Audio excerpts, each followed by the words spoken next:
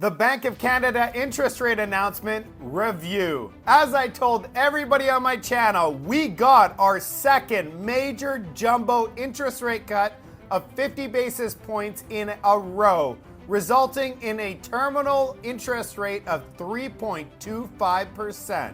This is the fifth interest rate cut this year, and they're all consecutive cuts. You are not gonna believe how much glue has been used. Every single brain cell is in low activity at this point. Tiff Macklin said, "We are not in a recession. Absolutely not happening. And in the future, there will be zero recession in Canada. We are just vibing right now, vibing out of control." That's because we're in a vibe session. Canadians are just not vibing that much. We need to vibe harder.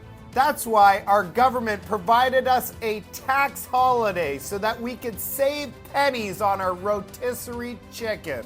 That's why our government provided us a tax holiday so that we could save money on junk food, on booze, and that famous rotisserie chicken. All you have to do is buy 25 of them and you get the 26 free. I guarantee you there's going to be a rotisserie chicken shortage coming this Saturday.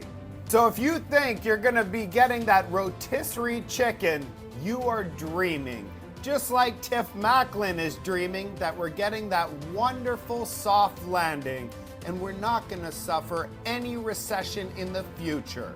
I know that the last time that we got massive jumbo interest rate cuts like this was the great financial crisis. The Bank of Canada does not slash interest rates in this fashion outside of a major financial crisis. That's why I say that there's some glue involved or that magical permanent marker. Just so that people are aware, the unemployment rate is a lagging indicator. We know that there's going to be a spike coming in the future. What's my forecast on future rate cuts? They say that they're going to slow things down and just start cutting by 0.25 moving forwards, because don't get used to these 50 basis points interest rate cut because those are history. We're going to get that soft landing and we want to get our interest rate to the 2.5% neutral rate, and we're going to get there very, very slowly. Well, I'm going to tell you right now, that is not what's going to happen. Tiff Macklin is definitely dreaming. The reason he's talking like this is because we have something called the Canadian peso, which is teetering on an absolute collapse. So he has to be bullish on our economy and tell everybody that he's not going to be cutting interest rates as fast so that it puts some type of floor on the Canadian peso. They want to slow down the bleeding. They want to show everybody that we've succeeded. Our inflation is exactly where we want it to be. No recession. We have the soft landing, and we're going to slow down these interest rate cuts to prevent the Canadian peso from going to zero. January 20th is coming fast.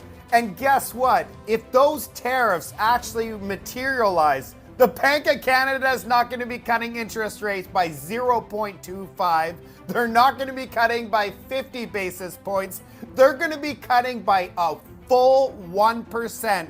And it won't be an interest rate announcement. It will be an emergency meeting, and they're going to cut it 24 hours after the tariffs are imposed. Mark my words. Is this guaranteed? No. We have no idea what Donald Trump is going to do. But guess what? He's probably not bluffing. And our leadership is so weak right now. They're seen as the weakest in history.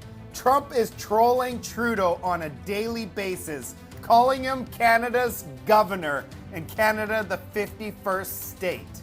I wouldn't be surprised if he came and slapped us with these tariffs. What does this mean for the Canadian real estate market? This is not bullish at all. I want you to think about this.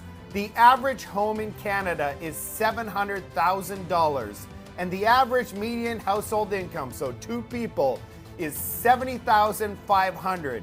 If you, after taxes, there is no way that you would be able to qualify as the average household income to buy real estate in Canada. You just don't make enough. So who's gonna buy the average home in Canada?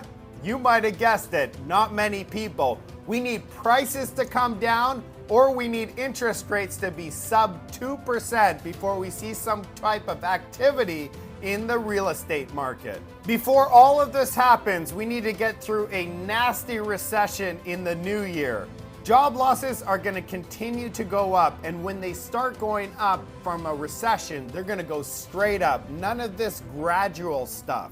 And just wait for the carbon tax to increase on April 1st by 20%.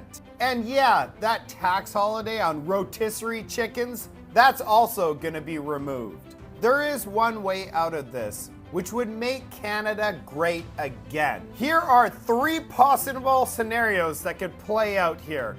So first, we continue to do what we're doing. We keep all of the immigrants that came into the country. The government continues our record deficit spending, and we continue to print. And we are in the late stages of this one because our economy is going to fail. Or we slowly kick people out. We cut spending by a little bit and we slow down the money printing. This will be a slow bleed. We're gonna be feeling depressed for like 15 years on this scenario. It's just keeping us alive, barely. Or option three, we start mass deportations. We get something called the Doge team in Canada, and we slash government jobs left, right, and center, and we stop the money printing. We would see our Canadian economy fail right away, but it's short-term pain for long-term gain. Our economy would come out of this booming, and booming for some time. Unfortunately, with our government, we're probably gonna go with option 1 or 2. So it's gonna be painful, and we're not gonna get out of this until we have an election. I'd love to hear from you in the comment section. I'm gonna continue to provide everybody with economic updates. I'm gonna touch on the real estate, and yes, I'm gonna continue to provide you with valuable data-driven content. Thanks for watching.